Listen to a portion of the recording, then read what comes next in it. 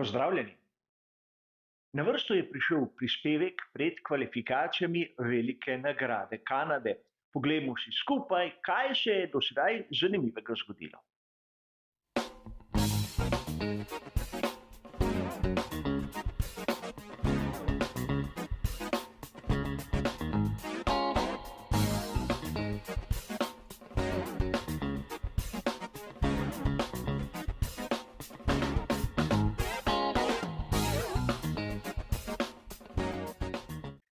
Tudi v tokratnem prispevku pred kvalifikacijami se bomo najprej ustavili pri tistih tehničnih novostih ter zanimivostih, nato v nadaljevanju bomo skušali ugotoviti, kakšno je razmerje sil pred kvalifikacijami seveda.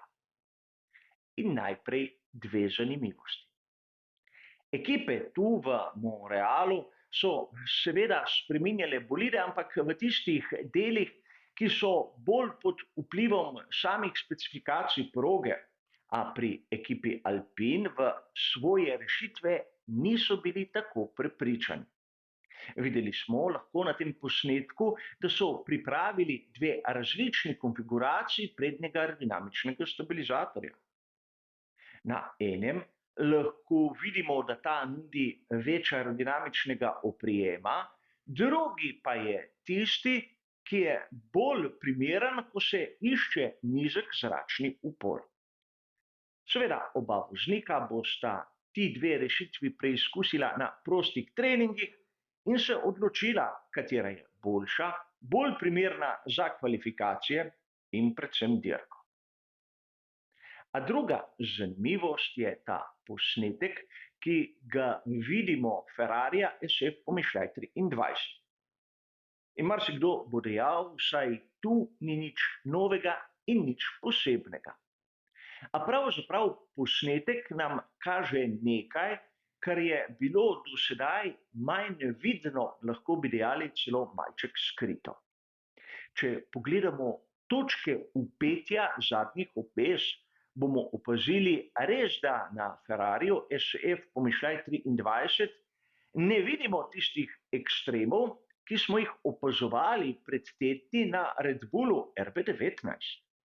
Če pogledamo nosilec, ki objema izpušno cev, bomo videli, da na Ferrariju kakšne točke vpetja tam ali v bližini tega elementa ni.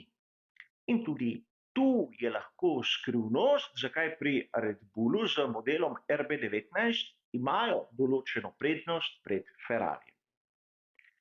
Pustimo sedaj zanimivosti pri strani in poglejmo, kaj so novega pripeljale ekipe sem v Kanado.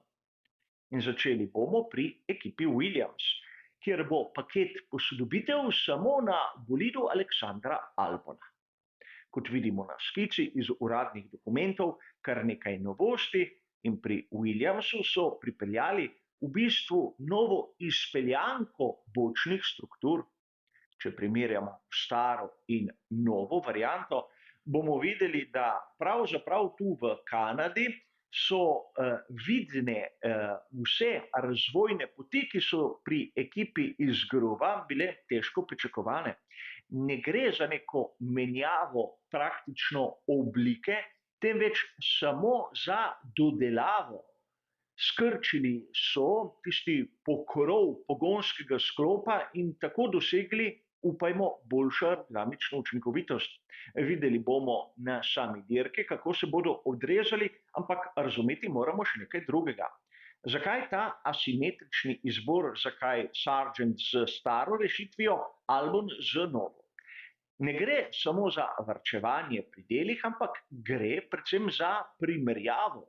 Pri Williamsu bodo spremljali podatke tako na enem kot na drugem bolidu in skušali ugotoviti, ali prvič rezultati vetrovnika držijo in drugič, koliko hitrejši je v resnici Albon od tistega, kar pokaže Sargent, seveda z različno aerodinamično konfiguracijo.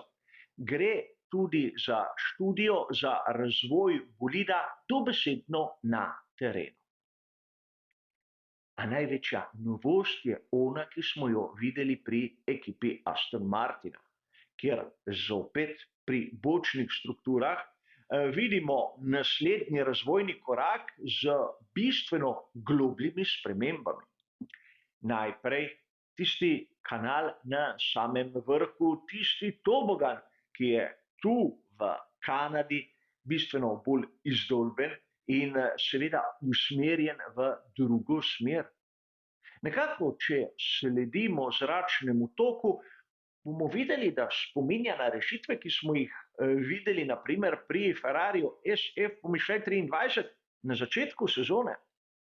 Po drugi strani ne smemo pozabiti niti na spremembe tam na stiku dna in same bočne strukture.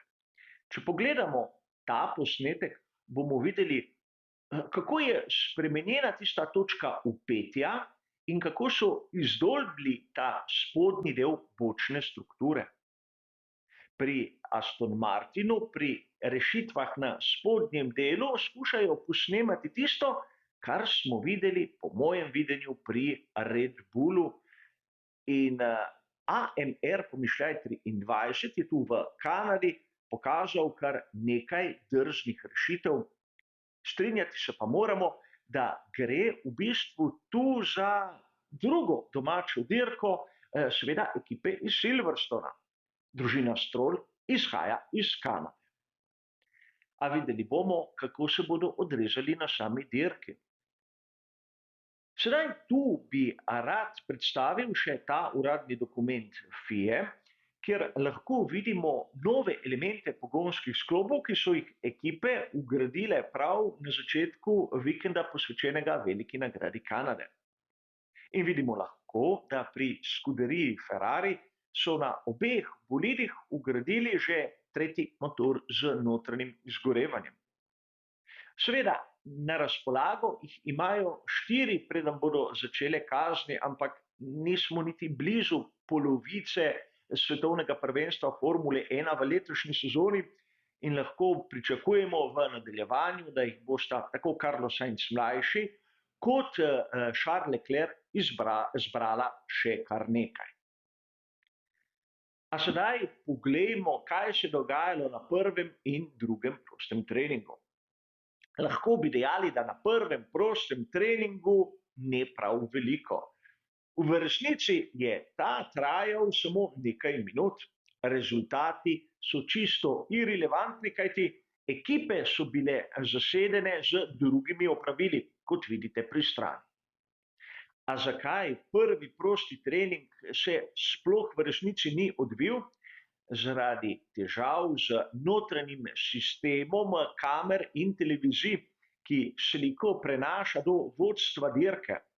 To je sistem, katerega mi navdušenci ne vidimo, ampak v bistvu služi kot oči za direktorja dirke, ki lahko v živo spremlja vsak ovinek na progi in se tako dobesedno odloča v živo, kaj narediti in kako ustrezno ukrepati. Če sistem ne deluje, direktor dirke ne ve, kaj se dogaja na progi. In zaradi varnostnih razmer je praktično to nujno. Zaradi tega smo videli podaljšan drugi prosti trening. Ta se je začel 30 minut prej in je nekako posnemal tisti format, katerega smo bili navajeni še pred leti. Če pogledamo rezultate, bomo videli, da so bili ti dokaj presenetljivi. Mercedesa tam spredaj, nato v ozadju oba Ferrarija, Red Bull malce v težavah, saj na prvi pogled, in Aston Martin daleč od pričakovanj glede na tehnične novosti. A treba je poudariti prvič, da vsaj sam sem videl, da oba Aston Martina sta delovala precej nervozno.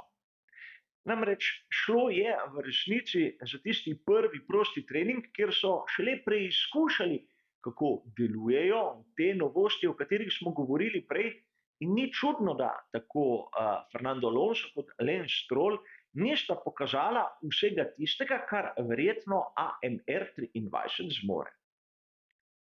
Mercedes tam spredaj je zagotovo presenečenje in vidimo lahko, da Lewis Hamilton in George Russell sta dosegla skorajda identični čas.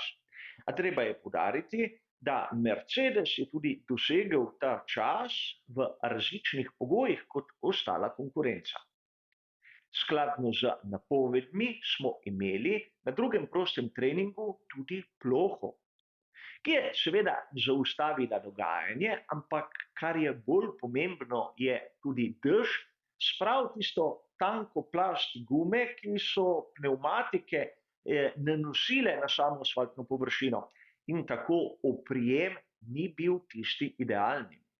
Poleg tega se je temperatura znižala. Po nekaterih analizah je seveda prav tovarniška ekipa Mercedes tista, kateri so nižje temperature dobesedno pisane na kožo. A videli bomo v nadaljevanju, ali to drži. Vsekakor je zanimivo, da je bil Carlos Sainz mlajši, boljši od Charlesa Leclerca. Čeprav bomo videli v zadnjem briefingu, da Charles Leclerc je bil malce boljši pri samem ritmu. A konec koncev tudi pri Red Bullu verjetno niso pokazali vsega.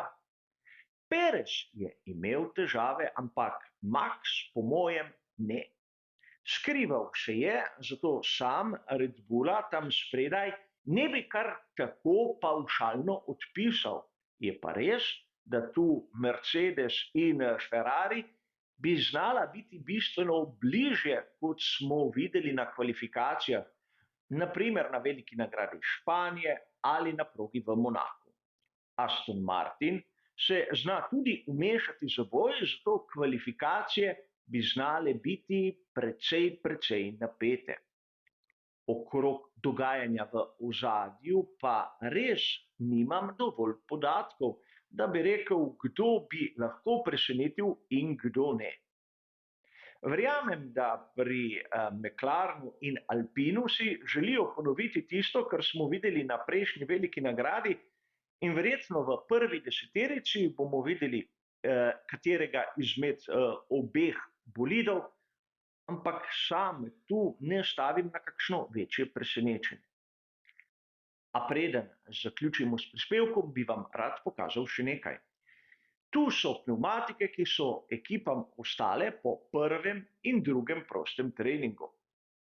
In če malce poznate, kako gredo stvari v svetu Formule 1, bo marsikdo izmed vas iz teh podatkov lahko tudi že razbral strategijo za nedeljsko dirko. Vsaj meni se zdi tako, ampak za tisto pravo napoved bo treba počakati seveda zadnji briefing. Kar se tiče prispevka pred kvalifikacijami, je pa seveda to vse. Hvala za vašo pozornost in nasvidenje.